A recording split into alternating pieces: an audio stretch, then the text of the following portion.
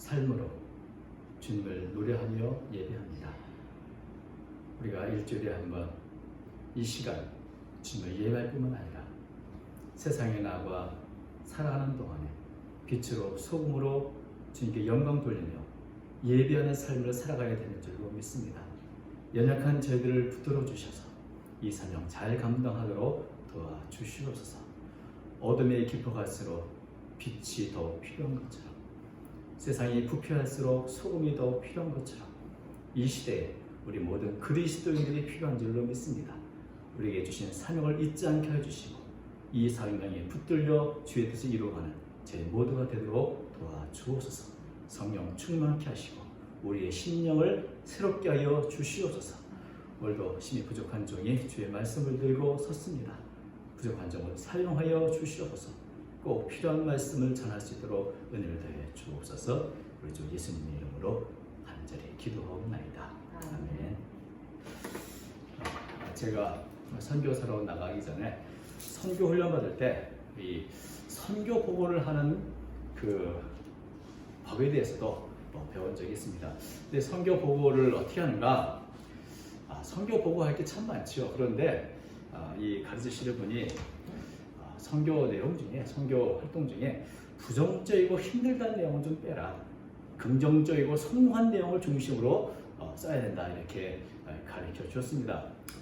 선교 편지에 맨날 어렵다, 힘들다 이런 내용을 보면 후원하는 분도 힘이 빠지고 낙심이 되니 잘 되고 있다, 좋다, 이런 것들을 위주로 써야 정말 우리가 열심히 잘하고 있구나, 이렇게 힘도 되고 위로가 되지 않겠느냐, 이런 말씀을 하신 적이 있습니다.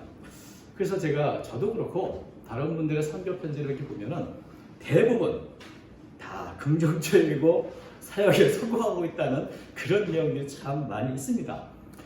근데 과연 선교사님들의 사역이 그렇게 좋은 일, 긍정적인 사건만 있었겠습니까? 사실은 좋은 일들보다 힘들고 어려운 일이 더 많습니다. 어떤 면에서는 후원하는 교회나 또 성도들에게 걱정을 끼칠까봐 가급적이면 말하지 않는 그런 일이 더 많은 법이지요. 선교의 보고에 쓸 수 없는 실패도 많고, 현지인과 선교사들 간의 갈등도 있고, 사람들에게 속는 일도 비일비재하고, 그래서 이런 일들은 동병상련이라고 선교사들끼리만 서로 아는 그런 아픔들을 다 갖고 있는 법입니다. 근데 이것이 어디 선교사들만의 이야기겠습니까? 우리 성도들도 우리가 매주 보면 참 잘 지내신 것 같고 다 환하게 미소로 만나지만, 그러나 그 일주일 동안 어찌 좋은 일들만 있었겠습니까? 힘들고 어려운 일, 알릴 수 없는 그런 일들도 많이 있었고, 성공뿐 아니라 실패의 이야기도 많이 있게 되는 줄로 압니다. 삶에는 늘 좋은 일만 아니라 어렵고 힘든 일들이 늘 따라오는 법입니다. 그리고 참 환경도 그렇습니다. 참 좋고 지낼만하다 하던 이런 환경도 금세 이렇게 코로나19 때문에도 그렇지만 바뀌고 또 변하는 일은 참 많이 있죠. 늘 좋은 일과 나쁜 일이 우리의 삶에는 일어나게 되는 것입니다. 오늘 본문 사도행전인데요, 바울과 바나바가 제1차 전도 여행 중에 겪었던 일을 기록한 내용입니다.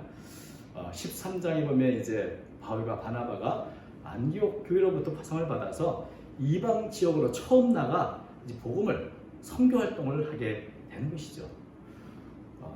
그 선교 활동, 참 바울의 선교 여행을 보면 참 파란만장합니다. 좋은 일도 있고 나쁜 일도 있고 참 그렇죠. 먼저 좋은 일을 보면 14장 1절을 보면 이렇게 되어 있습니다. 바울과 바나바가 이방 땅에 가서 유대인 회당에 가서 복음을 전했더니 수많은 유대인과 헬라의 사람들, 허다 무리가 이 복음을 믿었다. 또 3절에 보면은 두 사도가 복음을 전할 때 아주 표적과 기사도 많이 일어났다, 이런 기록들이 있습니다. 그러나 그 외에 아마 이런 내용들은 아마 선교 편지에 열심히 쓸 수 있는 내용일 것입니다만은 선교 편지에 쓸 수 없는 어려운 일도 많이 있죠. 유대인들이 끊임없이 바울의 사역을 방해합니다.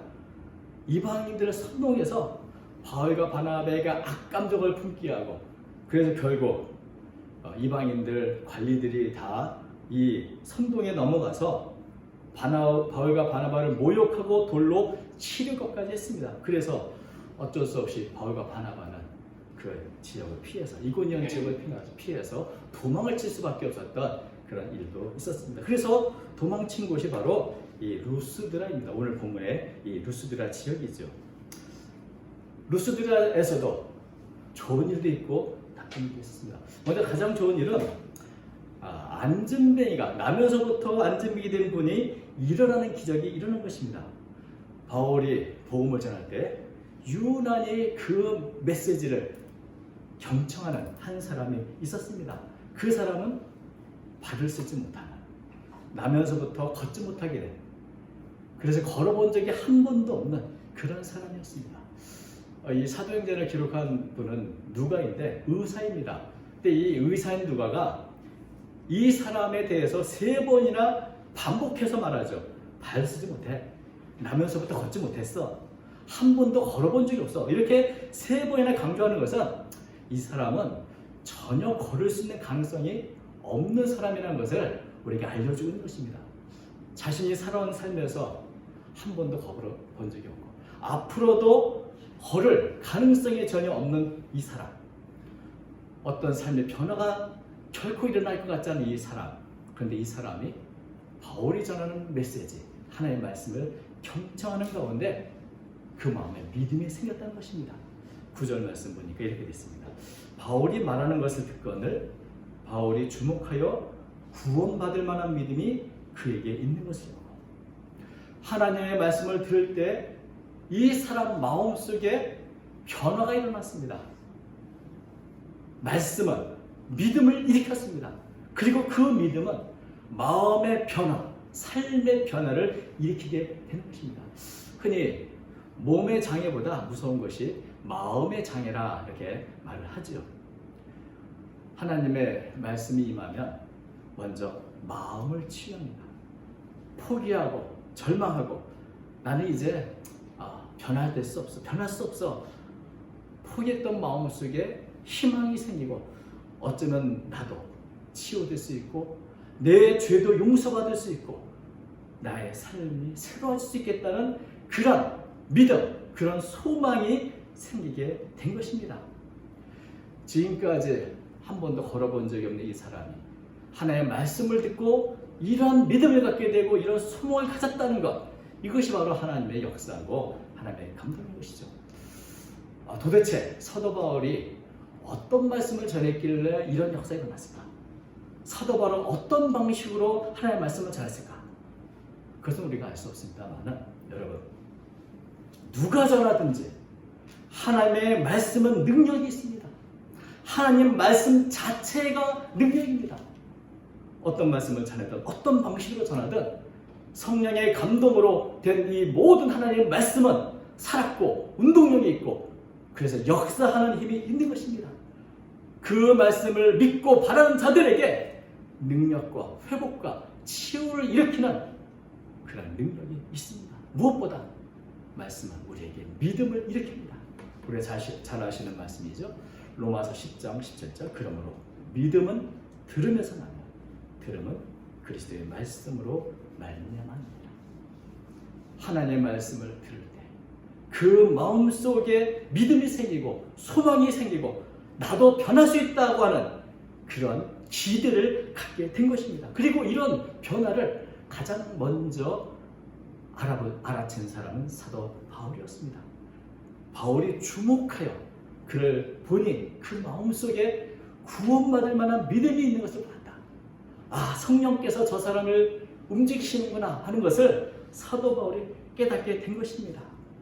그 사람 마음속에 이런 변화를 알아챈 바울은 즉시 그 사람에게 소리쳐 명령했습니다. 일어나 바로 걸으라.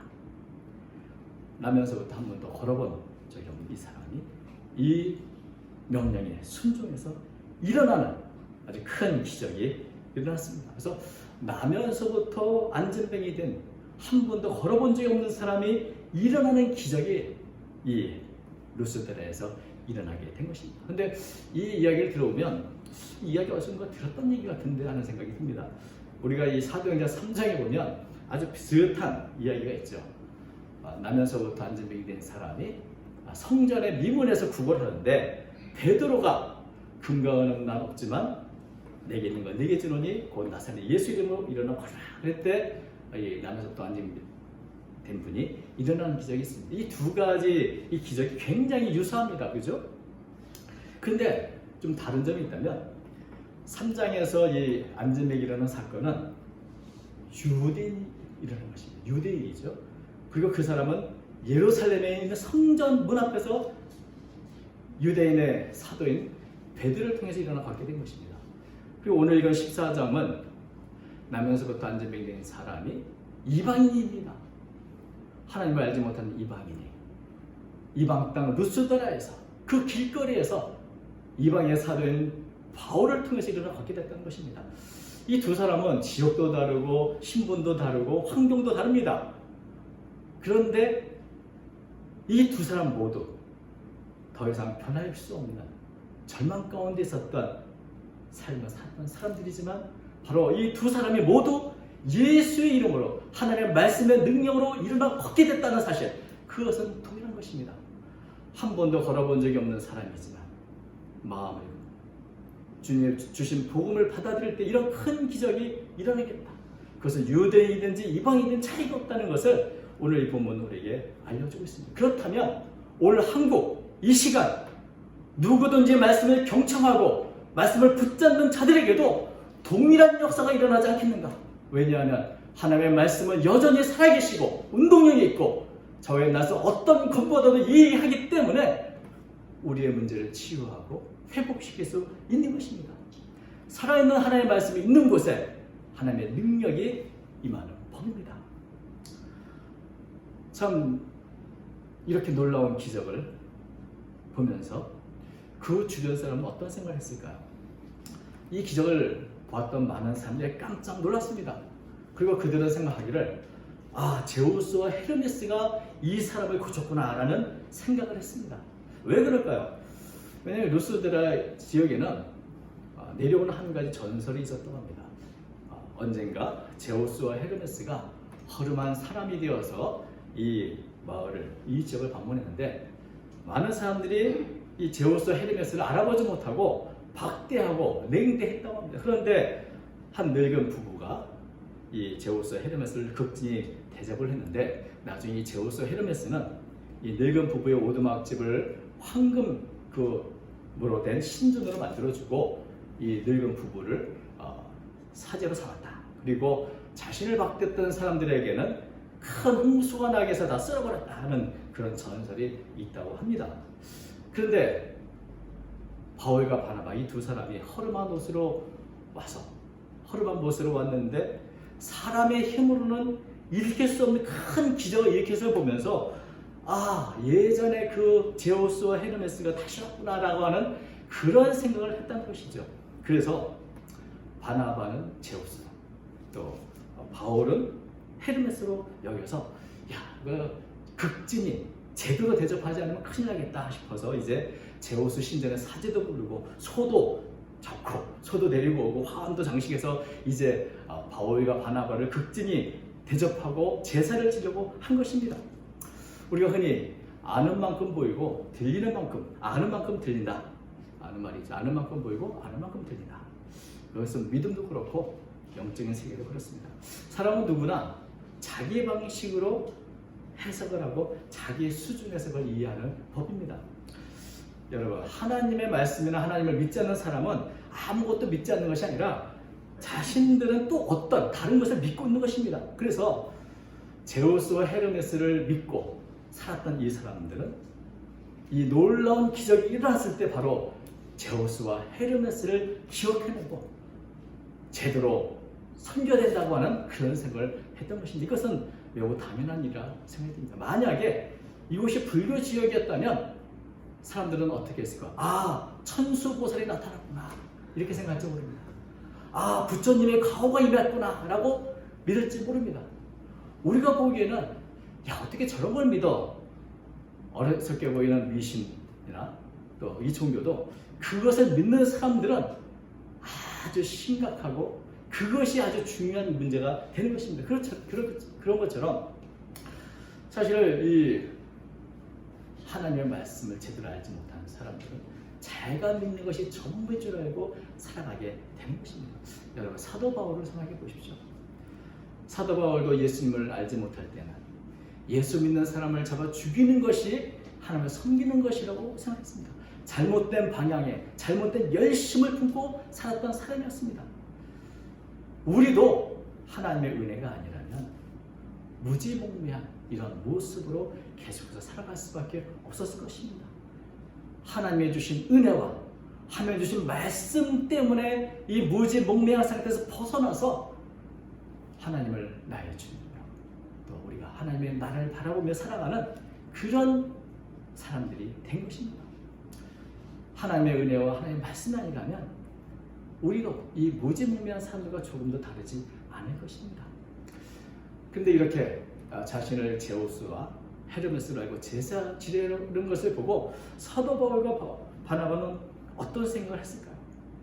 사도 바울과 바나바는 단호하게 자신을 숭배하려는 것을 막았습니다. 그래서 당장 옷을 찢고 소리를 질렀습니다. 14절, 두 사도 바나바와 바울이 듣고 옷을 찢고 무리 가운데 뛰어들어가서 소리질러 이 무지몽매한 루스들의 제사장들 무리들에게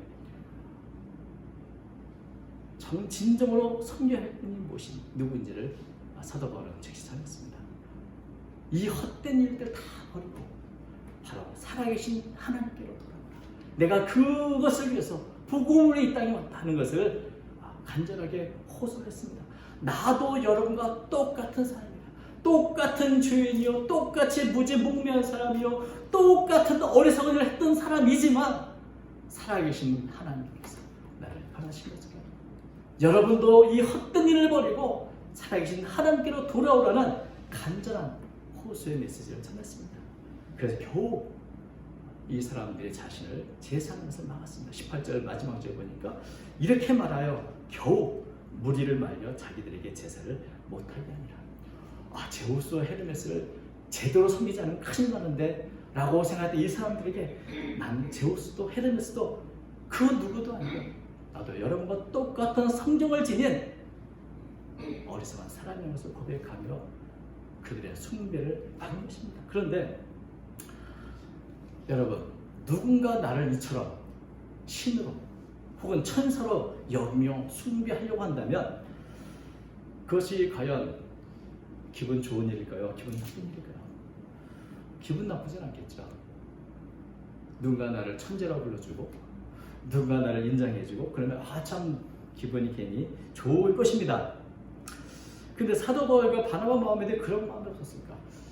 사람들이 우리를 이렇게 극진히 정말 여기는구나 라고 하면 그 마음속에 그 숭배를 조금이라도 받을 마음이 있었을지 모릅니다. 그런데 그것은 가장 큰 위험한 일입니다.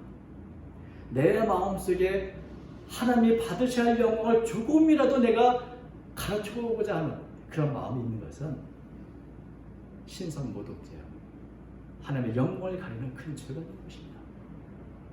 헤롯 왕은 바로 이런 죄를 지어서 하나님께 징벌을 받았습니다. 사도행전 12장 21절 보니까 헤롯이 나를 택해서 왕복을 입고 단생에서 설교를 했더니 수많은 백성들이 크게 말하기를 이것은 신의 소리요 사람의 소리가 아니라 이렇게 외칩니다.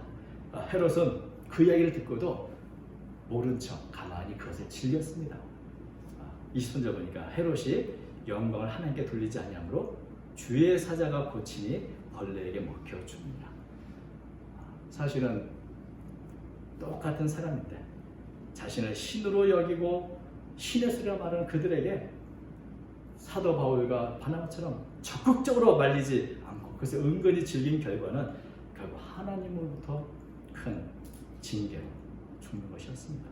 여러분, 모르고 짓는 것도 나쁘지만 알고 짓는 것은 더 나쁜 법입니다. 사도 바울과 바나바가 참 선교 활동을 하면서 수많은 어려움을 겪고 수많은 위기를 당했지만 저는 오늘 이 본문에 있는 이 사건이야말로 사도 바울의 모든 사역을 헛것으로 만드는 가장 큰 위기가 아니었나 하는 생각을 하게 됩니다. 물론 이렇게 극단적으로 나를 제우스든지 헤르메스든지 이렇게 우상화로 섬긴다는 것은 우리가 그게 너무나 크게 명확하기 때문에 쉽게 벗어날 수 있습니다. 그런데 문제는 내 마음속에 가만히 찾아오는 사람들의 숭배, 칭찬, 영광을 받고 싶고 인정을 받고 싶어하는 그런 유혹인 것입니다.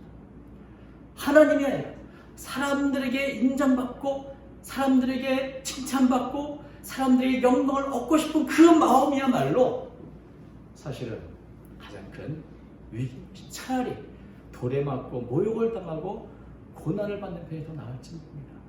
사람이 언제 변질되는가? 여러분, 겸손했던 이스라엘 초대왕 사울은 언제 변질했습니까? 신실했던 다윗이 하나님께 죄를 범했던 때는 언제였습니까? 성경에 나온 수많은 신앙의 인물들, 훌륭한 사람들이 넘어지는 때가 언제였습니까? 힘들고 어려운 고난의 시기였습니까? 그렇지 않습니다. 편하고 사람들에게 인정을 받고 칭찬을 받을 때였습니다. 그리고 더 나아가 하나님보다 사람들에게 칭찬과 인정을 받으려 할 그때 그들은 넘어졌던 것입니다. 우리의 신앙생활의 가장 큰 위기는 하나님보다 사람들을 바라보게 될 때입니다. 하나님보다 사람들의 칭찬과 인정을 바랄 때 그것이 바로 우리 신앙의 가장 큰 위기가 되는 것입니다. 선교사와 같은 사역자는 더욱 그렇죠. 제가 선교사 나간 지 얼마 안 돼서 선교에서 오랫동안 사역했던 70 넘으신 노 선교사를 만난 적이 있습니다. 그래서 제가 여쭤봤습니다. 선교사로 활동하면서 가장 조심해야 될 게 뭘까요? 알려주십시오. 이렇게 여쭤봤더니 그분 이런 말을 하셨습니다. 그래서 그 말씀이 지금까지 잊혀지지 않는데, 선교사 일하면 많은 사람을 만나게 되고 사역도 점점 커지게 되고 여러 가지 많은 것들을 이룰 수 있을 것이다. 그런데 그때 그것을 세워보려고 하지 마라. 내가 이것도 했다, 내가 저것도 했다. 그래서 세워보면서 사람들에게 자랑하고 싶어하고 인정받고 싶어하는 그 마음, 그것이 가장 위험한 데다. 왜냐하면 모든 것이 하나님의 은혜로 된 것인데 내가 이루었다고 말하는 순간 벌써 그것은 변절된 것이고 이미 그것은 하나님의 영광을 가리는 것이라는 것입니다. 내가 무언가 이루었다, 내가 뭔가 되었다 착각할 때 그때 가장 위험한 순간이라는 것을 이 노 선교사님이 가르쳐 주신 적이 있습니다. 사도 바울이 고린도전서 10장 12절 말한 것처럼 그런즉 선줄로 생각하는 자는 넘어질까 조심하라. 바울이 수많은 유혹이 있었고 수많은 고난이 있었지만 이 변화무쌍한 이 좋은 일과 나쁜 일이 끊임없이 찾아오는 이 환경 속에서 늘 신실하게 변함없이 자신의 사역을 감당할 수 있었던 이유가 무엇일까요? 사람을 바라보지 않고 언제나 살아계신 하나님을 바라보며 나아갔기 때문인 것입니다. 살아계신 하나님을 의식하며 자신의 삶을 보았고 자신의 사역을 보았습니다. 내가 아니요 내 안에 있는 하나님 은혜라는 것을 고백하며 날마다 나아가기 때문인 것입니다. 누구든지 하나님이 아니라 사람에게 영광을 구한다면 그것은 가장 위험한 일이고 또 가장 어리석은 일이 됩니다. 왜냐하면 사람이란 어떤 존재인가 참 변하기 쉬운 존재입니다. 우리가 본문에서 읽지 않았지만 19절 보면 아주 재미나는 구절이 있습니다. 19절 유대인들이 안디옥과 이고니에서 와서 무리를 충동하니 그들이 돌로 바울 쳐서 죽은 줄로 알고 시외로 끌어내치니라. 과거의 전설을 믿고 바울과 바나바를 제우스와 헤르메스로 숭배했던 이 사람들에게 안디옥과 이고니에서 악감정을 품고 있는 유대인들이 찾아와서 다시금 이 무리들을 충동했더니 지금까지 바울과 바나바를 숭배했던 사람이 거꾸로 바울을 돌로 쳐 죽이려고 합니다.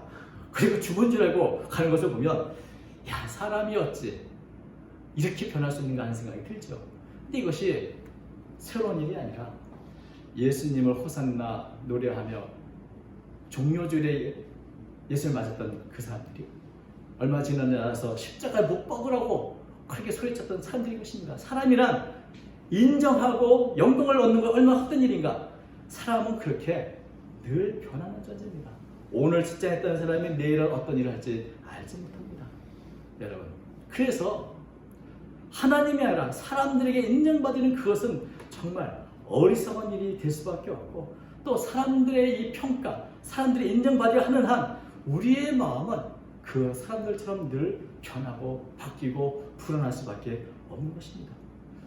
사람이 얼마나 자주 바뀌는가. 우리가 흔히 인신조sob변, 사람의 인신이, 사람의 마음이 아침 저녁 바뀐다는 말이 있는데, 사도행전 28장에도 이런 사건이 있습니다.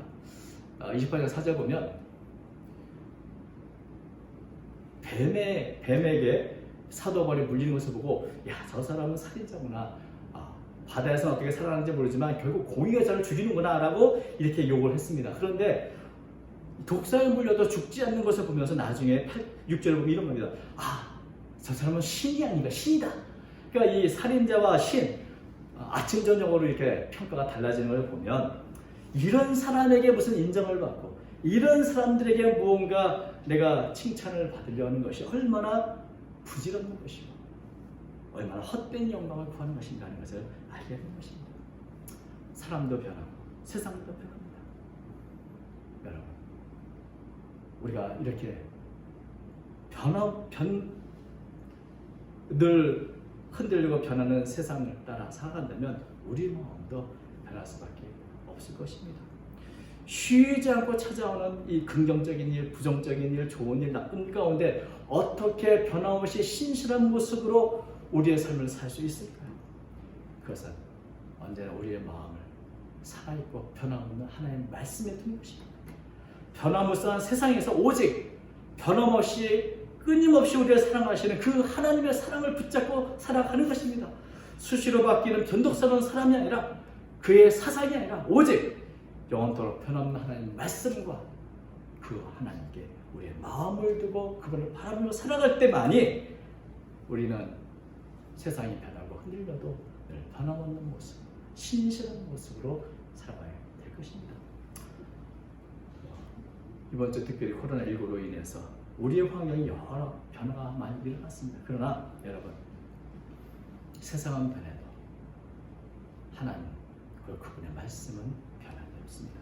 이번 한 주간 변함없는 하나님의 말씀, 우리 더 깊이 묵상하고 더 깊이 하나님의 어떤 분인가를 알아가며 우리의 믿음이 깊어지는 그런 한 주간 될 수 있기를 바랍니다.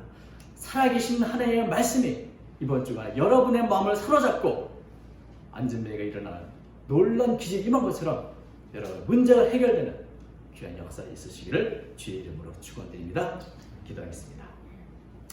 거룩하신 하나님 아버지, 저들의 연약함을 주님은 아십니다.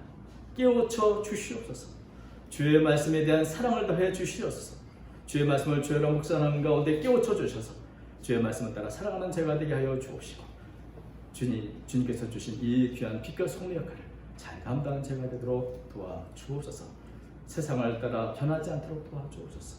우리의 믿음과 우리의 삶이 변질되지 않도록 도와주시고, 언제나 순수한 마음으로 준비해 더 가까이 나아가는 저희 모두가 되도록 도와주옵소서. 모두 사랑하는 성들의 마음을 붙들어 주시고, 남에서부터 안진병이 된 자가 일어난 것 같은 놀라운 역사로 우리 모든 성도들과 함께 해 주옵소서. 우리 주 예수님 이름으로 기도하옵나이다. 아멘.